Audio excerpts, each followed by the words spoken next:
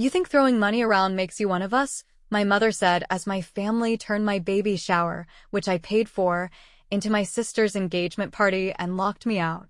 So I made one phone call, and 10 minutes later, they showed up at my house screaming, but I was just getting started. Hi, everyone. My name is Rachel, and I'm 7 months pregnant. This is supposed to be one of the happiest times of my life, but instead, I'm sitting here, typing this with shaking hands, because I just got locked out of my own baby shower, the one I paid for. My family says I deserved it. But maybe I should start from the beginning. I was glowing that day. Not just because of the pregnancy, but because for once, I thought my family had finally come through for me. The baby shower was supposed to be perfect. My moment. My celebration. And, of course, I had paid for everything myself. The venue, the catering, the decorations, even the party favors. My mother had made a comment when I first mentioned it. A real mother provides for her child. You don't expect us to pay for it, do you? I should have known right then. But I ignored it. I ignored every passive-aggressive remark, every suspicious glance, every time my sister whispered to my mom, and they both smirked like they knew something I didn't. Because I wanted this day. So when I stepped out of the car in front of the venue, my hands resting on my growing belly, I felt nothing but excitement. That excitement lasted exactly 3 seconds. Because when I reached the front door and pulled the handle, it didn't budge. Locked. I knocked. No answer. I knocked again, harder this time. Laughter floated from inside, my sister's cackling laugh, the sound of glasses clinking, the faint thump of music. My baby shower. My money. My party. And I was outside. I was just about to call someone when the door finally creaked open. My mother stood there, dressed in an elegant navy blue dress, her hair styled perfectly, her lips curled into a small, smug smile. She didn't move to let me in. Instead, she leaned against the doorframe like she was waiting for me to catch on. "Oh," she said, tilting her head. "What are you doing here?" I let out a breathy laugh, sure this was some kind of twisted joke. It's my baby shower?" She sighed like I was the biggest disappointment in the world. "Sweetheart, this is a celebration for real mothers." The words were so absurd, I actually blinked. "Excuse me?" My voice came out sharp, my hand tightening around my belly. "You haven't done anything for this family," she continued, her tone sickly sweet. "You think throwing money around makes you one of us?" Behind her, I saw them. My aunts, my cousins, my sister, my entire family, laughing, sipping champagne, plates full of food I paid for. They weren't expecting me. They hadn't planned for me. Because I was never supposed to be here. My throat tightened, but I forced myself to swallow it down. I wasn't going to give them the satisfaction of seeing me break. "I paid for this," I said slowly, voice dangerously low. "And we appreciate it," my sister chimed in from behind my mom, smirking. "Really, we do. The decorations turned out amazing. Too bad you won't be enjoying them." Aunt Linda chuckled from the side. "Well, that's what happens when you prioritize yourself over family, dear." I could taste the bile rising in my throat. "Are you serious?" My voice wavered.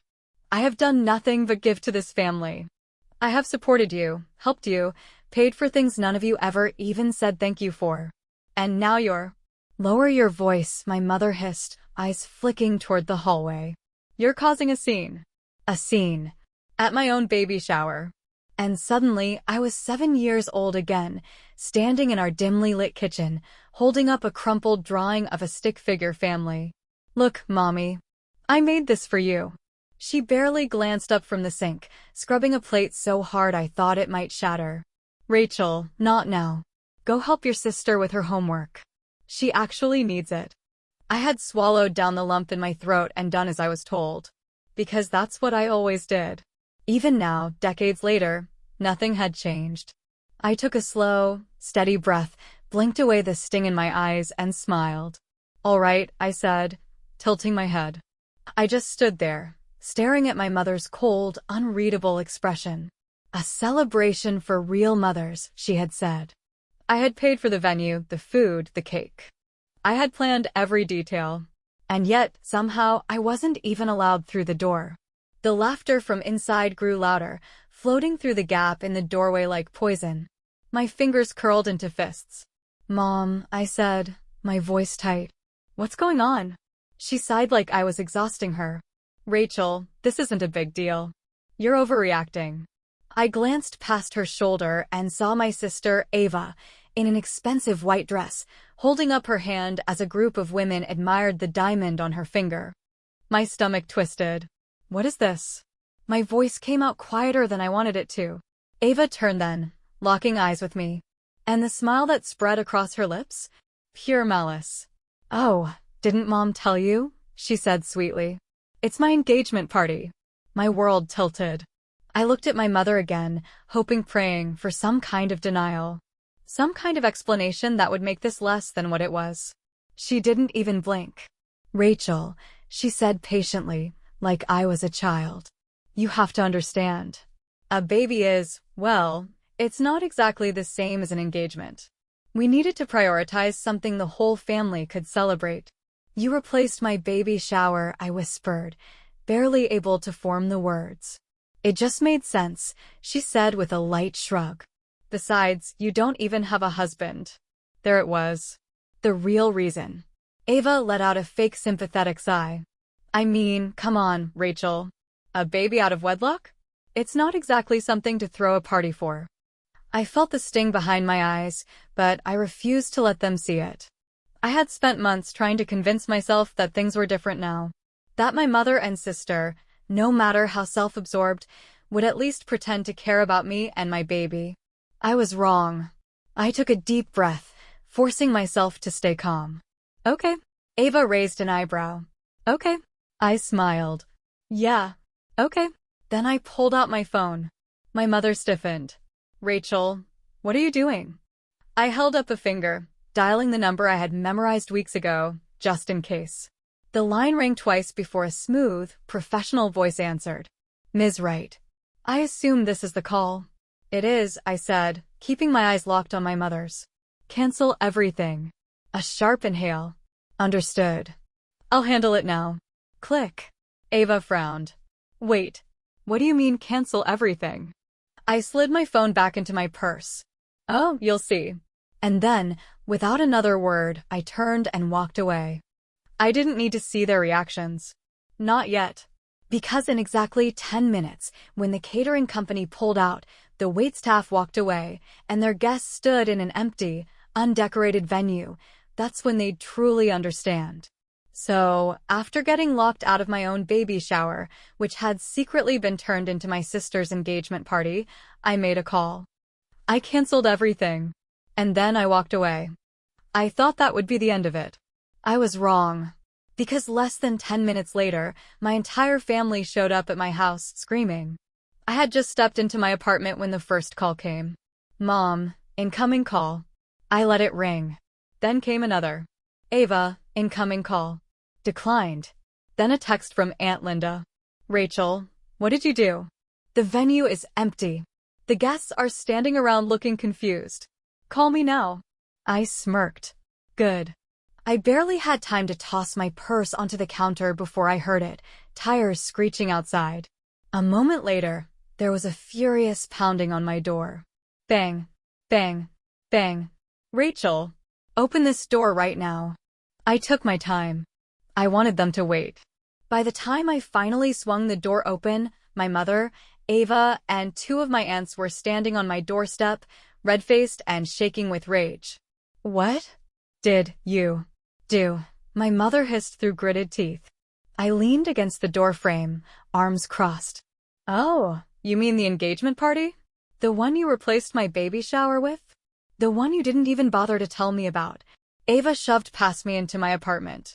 "You ruined everything," she shrieked, turning so fast her heels nearly slipped against my floor. "Do you have any idea how humiliated I am right now? All my friends were there, Rachel. The photographer was already set up. The engagement cake was in the back waiting to be brought out. And then, poof. Nothing. No food, no drinks, no decorations. Just a bunch of guests standing there looking stupid." I stared at her, unimpressed. "You mean exactly how I looked when I showed up to my baby shower and found out I wasn't welcome?" Ava's lips curled in fury. That was different, she snapped. I raised an eyebrow. How? Because a baby shower is small, Rachel. An engagement is a real celebration. Mom did what was best for the family. You seriously can't see the difference. My fingers curled into fists. The difference, I said, voice low, is that I never would have done that to you. Ava rolled her eyes. Oh, don't act like some tragic victim. You got pregnant from a guy who didn't even stick around. And you expected Mom to throw a huge party for that? It's embarrassing. Silence. I felt my stomach twist. Ava must have seen the flicker of pain in my expression because she smiled. Oh, please. You think you deserve the same attention as me, she taunted. I'm marrying into an amazing family. I have a future, a husband, a real life. What do you have, Rachel? Huh? I swallowed hard. Not because she was right, but because she was exactly like Mom. And that's when I knew they would never change. Get out, I said. Ava scoffed. Excuse me? I met her gaze, steady and sharp. I said, get out. She opened her mouth to argue, but then my phone rang. Loud, sharp, cutting through the tension like a knife. The familiar professional ringtone I had set weeks ago. My mother stiffened. Ava frowned. Who is that? I smiled. Perfect timing. I pulled out my phone, turned the screen toward them, and watched their faces pale at the name flashing across it. Attorney John Reynolds, incoming call. I answered. Ms. Wright, my lawyer's voice came through, crisp and calm. Just confirming that all transactions have been officially voided. Your financial separation from your family is now in effect. A slow, satisfied smirk spread across my lips. Thank you, John, I said sweetly. I appreciate you handling it so quickly. Click. I turned back to them. Silence. My mother's expression had gone completely blank. Ava looked like she might actually pass out. What does that mean? She finally croaked. It means, I said cheerfully, I'm officially cutting all financial ties. No more helping out. No more covering for your mistakes. No more sending money when Mom calls crying about unexpected expenses. I turned to my mother. Oh, and by the way, I called the bank. That credit card you secretly took out in my name? Yeah, they know it was fraud now. Ava gasped. Mom? You said she wouldn't notice. My mother flinched but said nothing. I laughed. Oh, and before I forget, Ava? She looked at me, still pale. You might want to check your wedding budget. Because that $5,000 deposit you used MY name for? It's been flagged. Have fun explaining that to your fancy fiancé. Ava screeched. You're insane. She lunged forward, but I stepped back and slammed the door in her face. For the first time in my life, I shut them out. And it felt incredible. It's been 2 weeks since I slammed the door in my family's face. Since I exposed the fraud, cut off their money supply, and left them standing outside my apartment in shock. I thought that was the end of it. I should have known better. Because now, my mother is trying to ruin my life. For the first time in years, I felt free. I woke up the next morning without the usual knot in my stomach. No guilt, no stress, no fear of an early morning call demanding money. Just silence. It was strange at first. I had spent years living on edge, waiting for the next emergency, the next guilt trip, the next financial crisis that would only be temporary, but somehow always ended up being my responsibility. Now? Nothing. No texts. No calls. My mother had finally given up. Or so I thought. 1 week later. It started small. A text from an unknown number. You're being ridiculous, Rachel. Family is family. Call your mother. Blocked. Then a voicemail from Aunt Linda. Rachel, honey, I don't know what's going on between you and your mom, but she's devastated. She's been crying for days. She told me you just cut her off out of nowhere? Sweetie, that's not like you. At least talk to her. Delete. Then, the real bomb dropped. I walked into work that morning, coffee in hand, ready for a normal day. But the moment I stepped inside, the whispers started. People were looking at me, staring. I felt the shift immediately. Something was wrong. I made my way to my desk, ignoring the murmurs, and opened my email. Subject, urgent. Rachel Wright. My stomach dropped. I clicked it open. Rachel, please come to my office as soon as you see this. There's a serious concern we need to discuss. HR Manager, Lisa Porter. I barely had time to process the email before my phone buzzed. Incoming call, Lisa Porter, HR. I swallowed hard and picked up. Rachel, Lisa's voice was careful, measured. Can you come upstairs? No. I didn't ask questions. I just went. Lisa's office was bright, modern, lined with bookshelves and certificates that made it clear she took her job seriously. She gestured for me to sit, her expression unreadable. Rachel, she started slowly. We received a complaint about you. I blinked. A complaint. She hesitated before sliding a printed email across the desk. I picked it up, and my blood ran cold. To whom it may concern. I am writing to formally report an employee at your company, Rachel Wright, for serious ethical violations and concerning personal behavior. Rachel has a history of financial fraud, deception, and emotional manipulation. She has been involved in multiple incidents where she exploited family members for financial gain, taking money under false pretenses and abandoning responsibilities she had committed to. I believe it is in the best interest of your company to investigate this matter further before entrusting her with any financial or sensitive information. ***. Sincerely, Margaret Wright. I dropped the paper like it burned me. My mother, I whispered, my throat dry. My own mother sent this? Lisa watched me carefully. Rachel, I need to ask, is there any truth to this? I laughed. Actually laughed. Lisa, my mother is a manipulative, narcissistic liar. She's mad because I cut her off financially, so now she's trying to ruin my job. I exhaled sharply. And you know what? I can prove it. Lisa nodded. Okay, show me. I pulled out my phone and scrolled through my emails. There. The fraud report I had filed against my mother and Ava. The proof that they had stolen from me. I placed my phone on the desk and let her read. Lisa's expression darkened as she scrolled. Rachel, this is serious. I know. She exhaled sharply and set my phone down. All right. Here's what we're going to do. This complaint? It's going straight to legal. We're flagging it as false and adding a formal note in your file that this was an act of harassment. She looked at me closely. Do you feel safe, Rachel? Do you need to file a restraining order? I blinked. I hadn't even thought that far. Did I need to? I chewed my lip, considering. Not yet. But if she keeps this up, I might. Lisa nodded. Keep me updated. And Rachel? Yeah? You're not in trouble. Don't let her make you feel like you are. I felt something tighten in my throat. I nodded. And for the first time in years, I felt something I hadn't in a long, long time. Protected. 2 days later. I had barely processed the work incident when the next attack came. This time, it wasn't my job. It was my apartment. I stepped into my apartment and immediately sensed something was wrong. The welcome mat was gone. The doorbell camera? Ripped off. And then, the mess. With shaking hands, I unlocked the door and pushed it open. Inside, trash was scattered across the floor, torn up papers mixed in with overturned furniture. In the middle of it all, a note. Scrawled in thick black marker. You made your choice. Now live with it. I felt my pulse pound in my ears. I didn't need to guess who sent it. I already knew.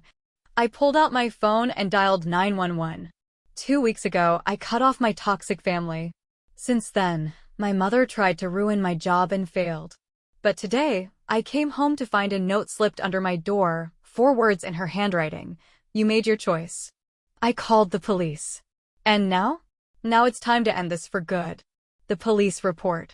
The officer stood in my apartment doorway, flipping through his notepad, his nose wrinkled from the stench of rotting meat.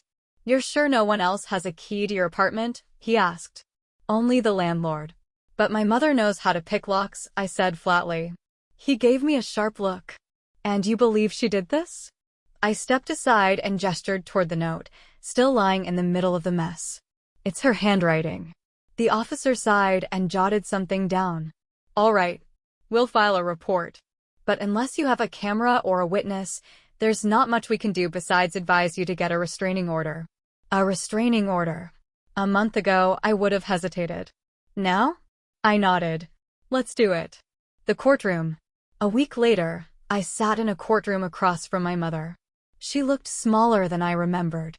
Not physically, no. Her makeup was perfect, her dress was pristine, but something about the way she sat there, stiff, glaring at me like I had betrayed her, made her seem pathetic. My lawyer spoke first, presenting the fraud claims, the harassment emails, and now the breaking and entering incident. Then came my mother's turn. She scoffed dramatically, shaking her head. Your Honor, this is absurd. My daughter has always been sensitive, emotional. She's exaggerating all of this to punish me for a simple misunderstanding. My stomach twisted, but I kept my face blank. The judge raised an eyebrow. So, you deny writing the letter? My mother paused. Too long. Well, I may have written something, but it was just a note. A harmless note. The judge turned to me. Ms. Wright, do you have a copy of the note? I smiled and held up two things. The actual note. A handwriting analysis report. The judge skimmed the documents and exhaled sharply. Mrs. Wright, this evidence is quite damning. My mother's face twisted. But I'm her mother. You can't really think I would harm my own daughter. The judge glanced at the documents before nodding. Given the circumstances, I'm granting the order of protection. Silence. Then, you can't do this, my mother protested, rising from her seat. Rachel, honey, this is a misunderstanding. The bailiff stepped forward.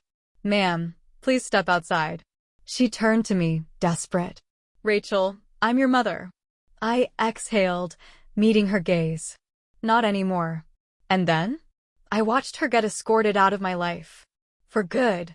6 months later. The peace was almost unsettling at first. No more calls. No more guilt-tripping texts. No more financial demands disguised as family love. For the first time in my life, I was free. I got promoted at work. Moved to a better apartment. And most importantly, I started preparing for the person who truly mattered, my baby. One evening, as I was setting up the crib, my phone buzzed. Unknown number. I hesitated, then picked up. Rachel. My stomach clenched. It wasn't my mother. It was Ava. I know I'm not supposed to contact you, she said quickly. But I wanted to say I'm sorry. I said nothing. Mom's a wreck, she continued. She still talks about you every day. But me? I get it now. She used me too. She always made me feel like I had to be the favorite. Had to be better than you.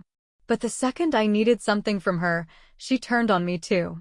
I leaned against the wall, exhaling. Why are you telling me this? I finally asked. Ava let out a bitter laugh. Because you were right about everything. And because. She hesitated. I think I need to get away from her too. I closed my eyes. For years, I had wanted my sister to see the truth. To stop treating me like competition. And now, here she was. Too late? Maybe. But for the first time in our lives, we were on the same side. Ava, I said softly. If you're serious about getting away from her, you know where to find me. A pause. Then. Thank you. Click. I set my phone down and turned back to the crib, running a hand over the soft blankets. My mother was gone. My past was behind me. And in just a few months, I'd be holding the one person who would always come first in my life. I smiled. This was the real beginning.